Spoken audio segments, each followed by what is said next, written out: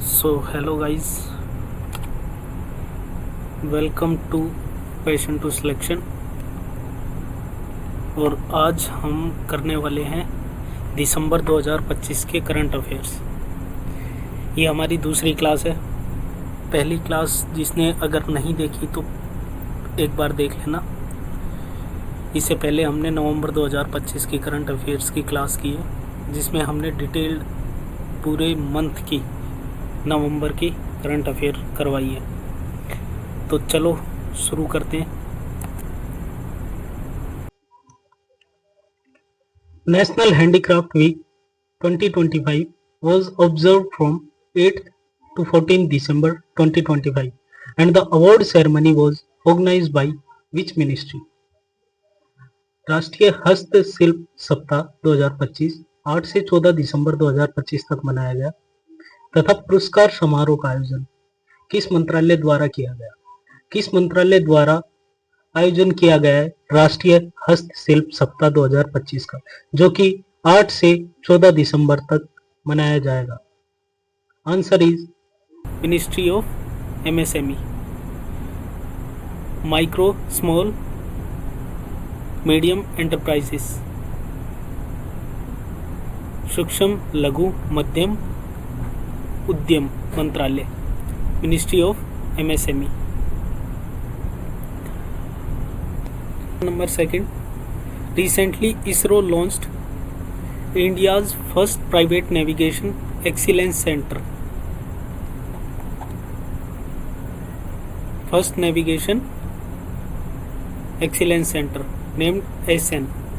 हाल ही में इसरो ने भारत का पहला निजी नेविगेशन उत्कृष्टता केंद्र एसन किस शहर में लॉन्च किया? इसका राइट आंसर तिरुवनंतपुरम में।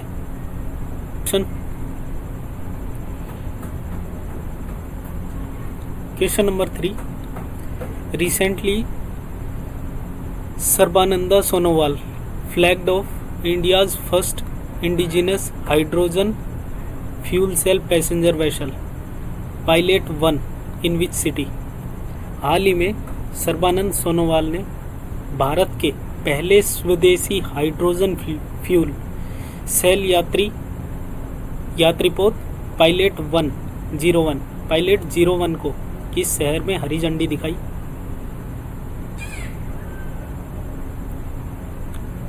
Answer C, Varanasi. वाराणसी में सर्बानंद सोनोवाल जी ने भारत की पहली स्वदेशी हाइड्रोजन फ्यूल सेल यात्रीपोत पायलट 01 वाराणसी का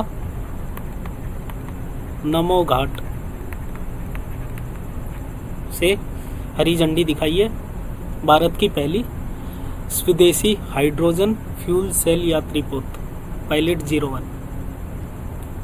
next, question number 4, recently Amit Shah announce that Bharat Parv 2025 will be celebrated from November 1st to 15 to commemorate whose 150th birth anniversary? हाल ही में अमित शाह ने घोषणा की कि भारत पर्व 2025 1 से 15 नवंबर तक मनाया जाएगा। किसकी 150th 150वीं जयंती के उपलक्ष्य में? उत्तर होगा सरदार वल्लभ भाई पटेल। सरदार वल्लभ भाई पटेल जी की 150वीं जयंती है, उस पर भारत पर्व मनाया जाएगा 1 नवंबर से लेकर 15 नवंबर तक।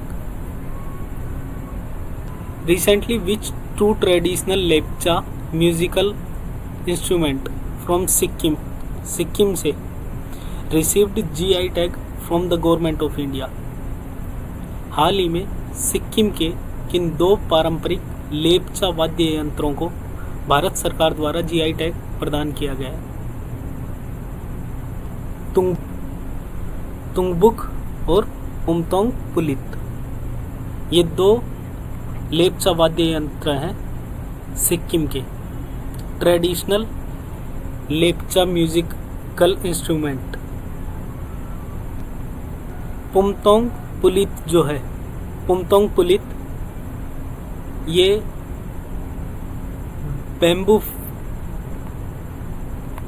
बैम्बू की फ्लूट की तरह होता है, बांसुरी।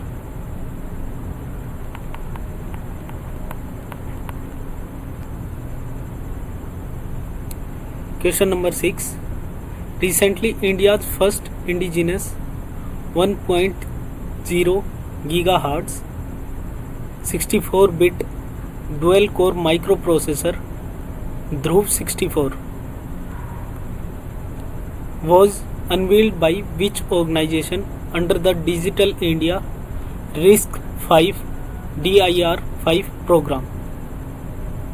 हाल ही में भारत का पहला स्वदेशी 1.0 gigahertz 64-bit dual core microprocessor Dhruv 64 digital India RISC-V DIR-5 program के तहत किस संगठन द्वारा विकसित किया गया है? ध्रुव 64।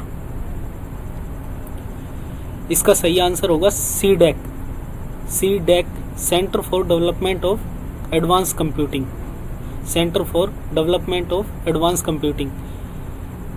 इन्होंने डेवलप किया है ध्रुव 64। ध्रुव 64 को किसने डेवलप किया? Centre for development of advance computing, centre for development of advance computing. ये एक तरह का माइक्रो प्रोसेसर है और भारत का पहला स्वदेशी है। Next question, recently prime minister Narendra Modi inaugurate India's first nature theme airport terminal at which airport in Assam?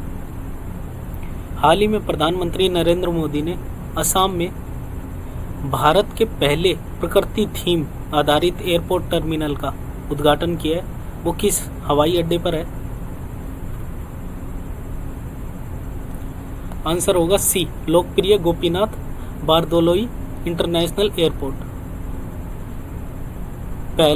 Bharat का पहला प्रकृति थीम आधारित एयरपोर्ट टर्मिनल, ठीक है, ये होगा असम में लोकप्रिय Gopinath Bordoloi international airport. Recently which state was declared India's newest tiger state? India's newest tiger state by the National Tiger Conservation Authority NTCA after 33 years of conservation effort। हाल ही में राष्ट्रीय बाघ संरक्षण प्राधिकरण NTCA ने 33 वर्षों के बाद संरक्षण प्रयासों के बाद किस राज्य को भारत का नवीनतम बाघ राज्य घोषित किया है? किसको घोषित किया है? आंसर होगा गुजरात। और सबसे ज़्यादा टाइगर कहाँ पाए जाते हैं? MP में। MP में सबसे ज़्यादा tigers.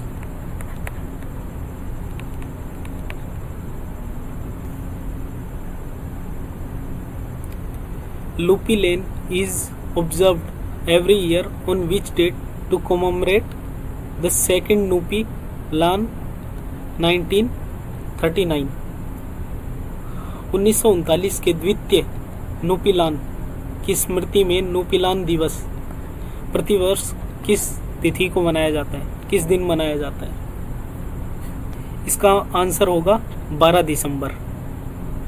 12 December.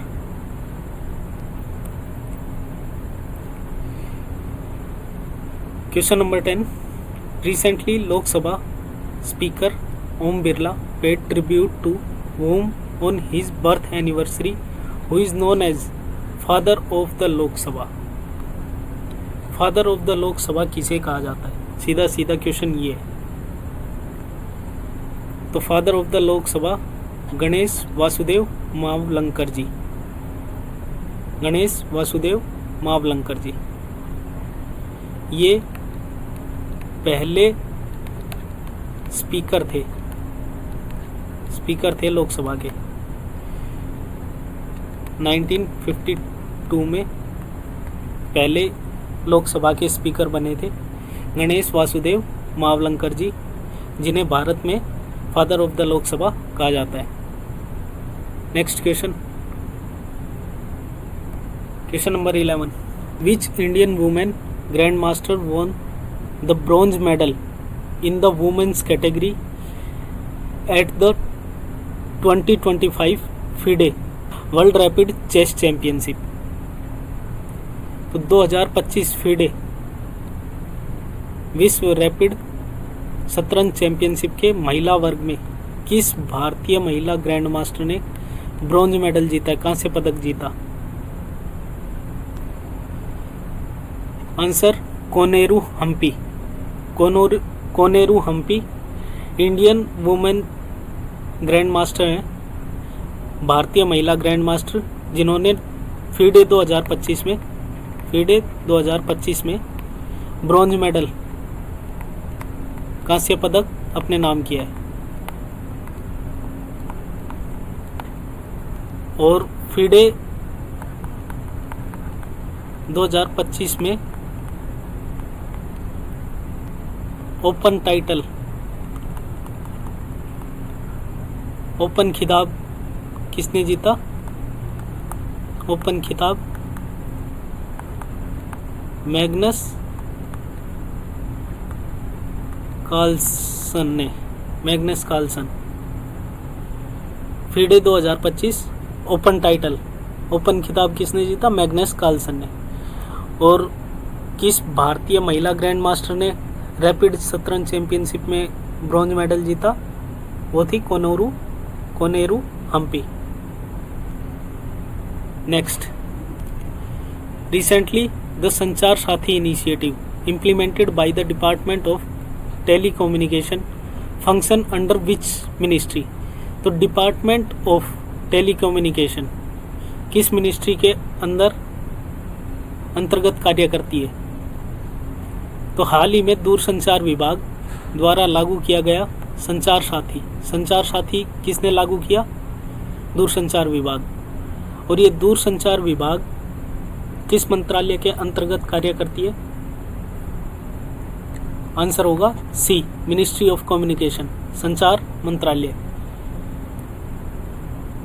Next question 13, census 2027 recently in news will be India's first fully digital census and which numbered census since 1947 since independence। हाल ही में चर्चा में रही जनगणना 2027 भारत की पहली पूर्णतः डिजिटल जनगणना होगी तथा स्वतंत्रता के बाद यह भारत की कौन सी जनगणना होगी? तो पहला फैक्ट तो ये हो गया कि जनगणना 2027 जो होगी वो भारत की पहली पूर्णतः डिजिटल जनगणना होगी। ये एक सीधा डायरेक्ट फैक्ट बन जाता है। और ये कौन सी जनगणना रहेगी? ये होगी 8वीं जनगणना। ठीक है, लास्ट कब हुई? 2011 में। 2021 में होनी थी but due to corona virus lockdown उस चक्कर में हो नहीं पाई, तो अब 2027 में होगी। चले next question, question number 14, recently Droupadi Murmu administered oath to whom as the new chief information commissioner. हाल ही में राष्ट्रपति द्रौपदी मुर्मू ने किसे नए मुख्य सूचना आयुक्त, चीफ इंफॉर्मेशन कमिश्नर के रूप में शपथ दिलाई? तो कौन बने नए चीफ इंफॉर्मेशन कमिश्नर? आंसर राजकुमार गोयल जी। राजकुमार गोयल नए चीफ इंफॉर्मेशन कमिश्नर। ये किसके चीफ बनेंगे? सेंट्रल इंफॉर्मेशन कमीशन के। और ये किसके अंतर्गत बनाई गई थी? राइट टू इंफॉर्मेशन एक्ट 2005 के अंतर्गत इसको बनाया गया था। केंद्रीय सूचना आयोग, केंद्रीय सूचना आयोग सूचना के अधिकार अधिनियम 2005 के तहत बनाई गई थी। और नए चीफ इंफॉर्मेशन कमिश्नर कौन बने? Rajkumar Goyal ji. Recently the Sakhir declaration was adopted at 46th Gulf cooperation council summit held in which country? हाल ही में 46वें खाड़ी सहयोग परिषद शिखर सम्मेलन में साखिर घोषणा को किस देश में अपनाया गया? साखिर घोषणा बहरीन में। Next, recently Ponduru khadi which received a GI tag, geographical indication tag, belongs to which state? हाल ही में भौगोलिक संकेतक GI टैग प्राप्त करने वाली पोंडुरु खादी किस राज्य से संबंधित है? पोंडुरु खादी किस स्टेट से संबंधित है ये? आंसर होगा Andhra Pradesh. 17, where did minister of state Jitin Prasad inaugurate 44th India international trade fair 2025? राज्य मंत्री जितिन प्रसाद ने 44वें इंडिया इंटरनेशनल ट्रेड फेयर 2025 का उद्घाटन कहाँ किया? Answer B, New Delhi.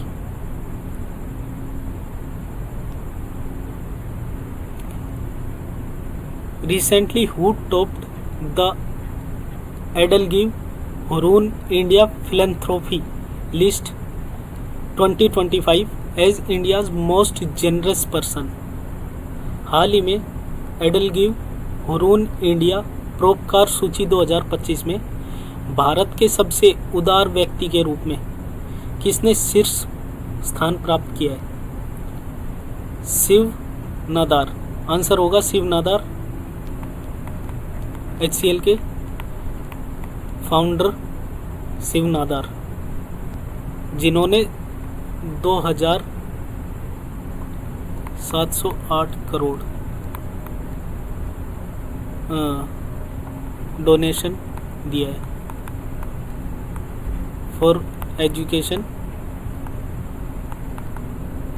And social development. अगला क्वेश्चन,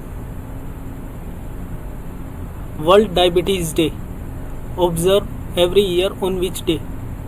विश्व मधुमेह दिवस प्रतिवर्ष किस दिन मनाया जाता है?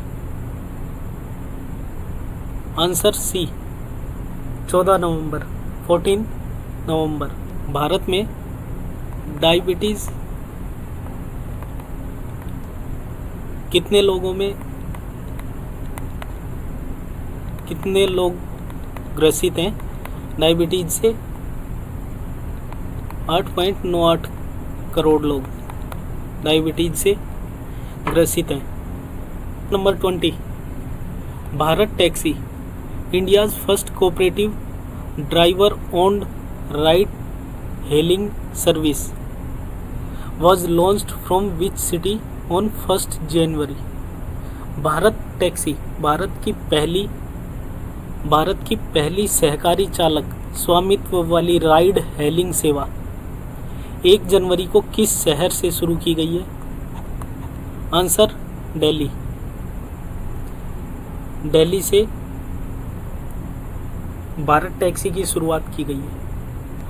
Bharat taxi zero commission platform है, जस्ट लाइक उबर ओला उबर है जिस तरह से, उसी तरह भारत टैक्सी शुरू की गई है। ये सहकारी चालक स्वामित्व वाली होगी, जिसमें कोऑपरेटिव्स इन सबको कंट्रोल करेंगे। किसी प्राइवेट ओन्ड कंपनी का कंट्रोल नहीं रहेगा, इसमें कोऑपरेटिव्स का कंट्रोल होगा। तो इसमें जीरो कमीशन है, कोई कमीशन नहीं लेंगे ड्राइवर्स से। तो ड्राइवर्स के लिए अच्छी पहल है ये। क्वेश्चन नंबर 21,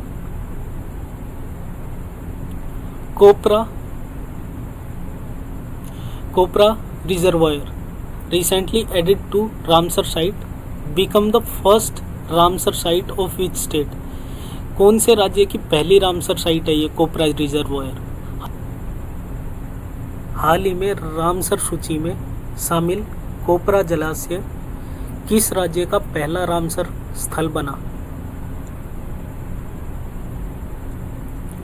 आंसर होगा छत्तीसगढ़। छत्तीसगढ़ में ये पहला रामसर स्थल है, कोपरा जलाशय, Kopra reservoir, Chhattisgarh. Siliserh lake recently designated as Ramsar site is located in which district of Rajasthan? पहला तो ये राजस्थान में है। सिलीसेड झील राजस्थान में है जो रामसर स्थल घोषित हुई है।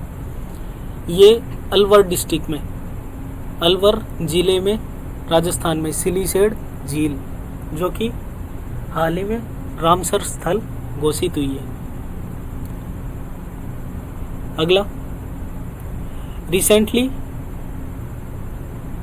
चराईचुंग महोत्सव, Charaichung festival, recently the Charaichung festival was organized in Majuli from 7 to 10th December to revive which bird sanctuary? हाल ही में 7 से 10 दिसंबर तक माजुली में आयोजित चराईचुंग महोत्सव का उद्देश्य किस पक्षी अभयारण्य के पुनर्जीवन से संबंधित था?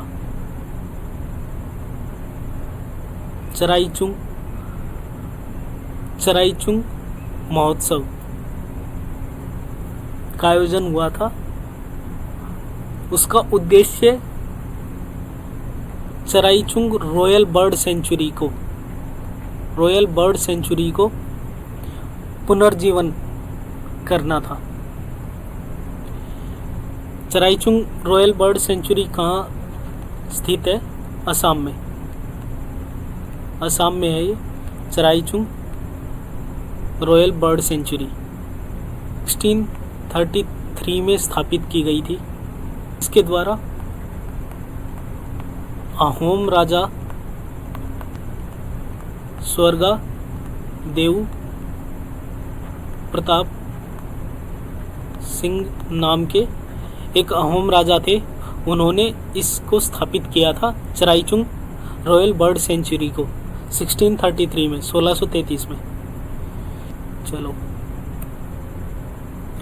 तो ये चराईचुंग रॉयल बर्ड सेंचुरी ब्रह्मपुत्र नदी पे है, ब्रह्मपुत्र नदी के ऊपर, और ये भारत का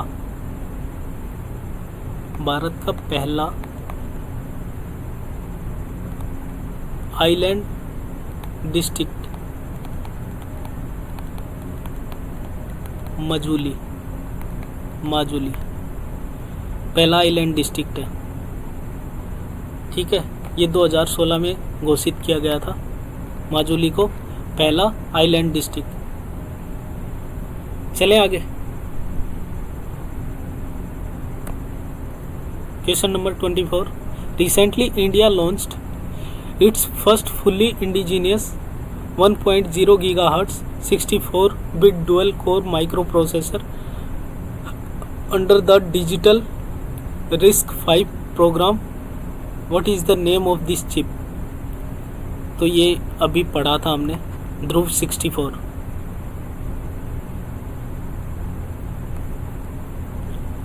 Recently, India's first advanced national workshop on deep brain stimulation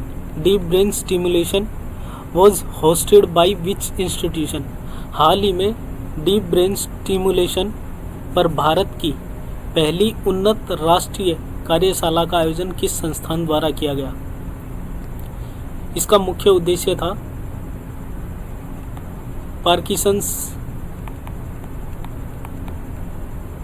Parkinson's disease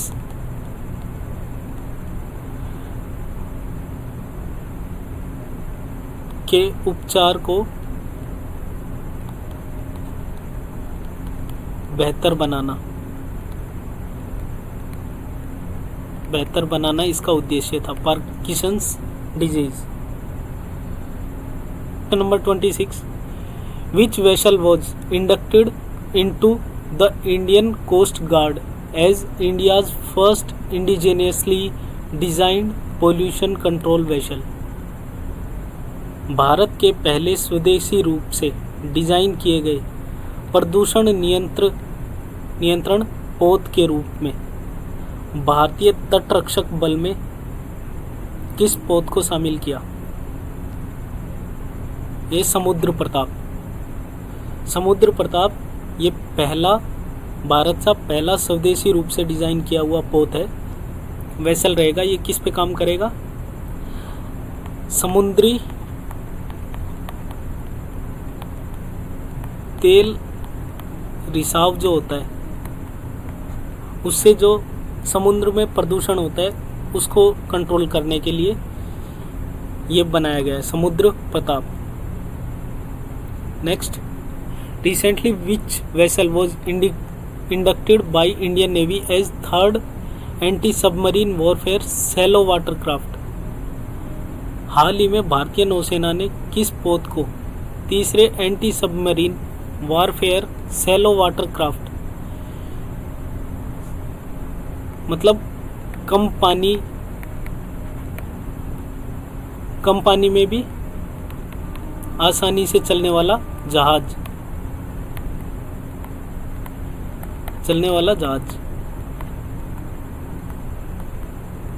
ठीक है, यह है अंजादीप। नेक्स्ट क्वेश्चन,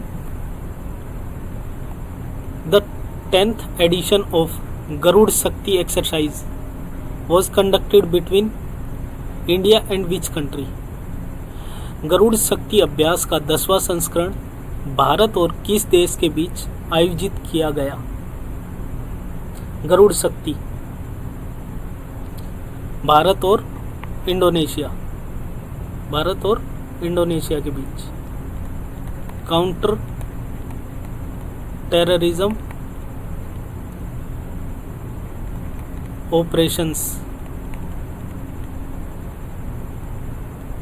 ये फोकस था आपकी बार, इस पे फोकस था, किस पे? आतंक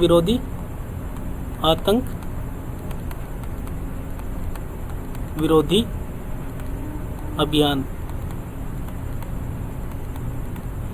गरुड़ शक्ति 10वां संस्करण भारत और इंडोनेशिया के बीच हुआ। Question 29, 19th edition of exercise Surya Kiran was conducted between India and which country? Surya Kiran अभ्यास का 19वां संस्करण भारत और किस देश के बीच आयोजित किया गया? ये किया गया नेपाल के साथ। नेपाल और कहाँ? पिथौरागढ़ में ये अभ्यास किया गया और ये मिलिट्री सैन्य अभ्यास है, मिलिट्री एक्सरसाइज, सैन्य अभ्यास। भारत और नेपाल के बीच सूर्य किरण अभ्यास 19वां संस्करण था। Question number 30, the 14th edition of exercise Equivarian was conducted between India and which country? Equivarian अभ्यास का 14वां संस्करण भारत और किस देश के बीच आयोजित किया गया? ये भारत और मालदीव के बीच। कहाँ हुआ? तिरुवनंतपुरम में। और इसका फोकस किस पे था? Counter insurgency and counter terrorism operation, उग्रवाद विरोधी और आतंकवाद विरोधी अभियान पे इसका फोकस था अब की बार।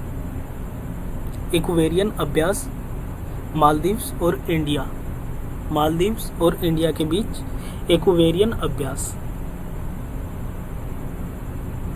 अगला question, which country become 11th member of association of south east Asian nation.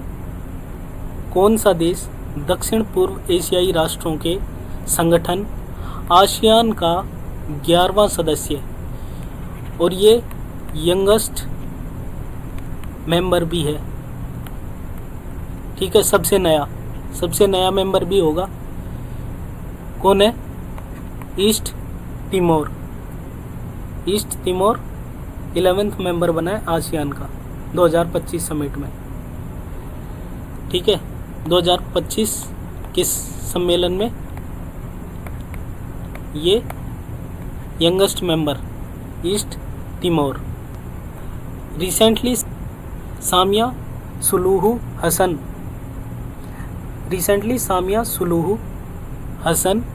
was sworn in for a second term as the president of which country? Samia Suluhu Hassan ने किस देश के राष्ट्रपति के रूप में दूसरे कार्यकाल की शपथ ली? होगी तंजानिया, एक अफ्रीकन कंट्री है ये तंजानिया। तो सामिया सुलूहू हसन ने तंजानिया के राष्ट्रपति के रूप में दूसरी बार शपथ ग्रहण की है। Who became Japan first female prime minister? हाल ही में जापान की पहली महिला प्रधानमंत्री कौन बनी? जापान की पहली महिला प्रधानमंत्री कौन? Sanae Takaichi. ये जापान की पहली महिला प्रधानमंत्री बनी है 2025 में ही। Thank you. ये थे दिसंबर 2025 के इम्पोर्टेंट करंट अफेयर, जिसमें हमने कुछ मिलिट्री एक्सरसाइज, सैन्य अभ्यास जो पूछे जाते रहते हैं, और दूसरा हमने कुछ पर्सनैलिटीज़ के बारे में, जैसे तंजानिया की दूसरी बार राष्ट्रपति बनी, प्रधानमंत्री जापान की पहली महिला प्रधानमंत्री बनी। तो ये काफ़ी प्रेडिक्टेबल से करंट अफेयर हैं जो पूछे। अगर कंटेंट अच्छा लगा हो तो लाइक एंड सब्सक्राइब करना मत भूलना प्लीज़।